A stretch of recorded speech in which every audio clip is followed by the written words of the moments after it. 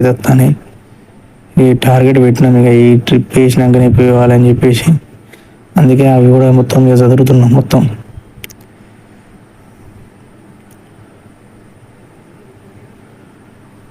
అన్ని కట్టలేదు మొత్తం మర్జేసి అయితే ఎత్తాను ఇక కింద.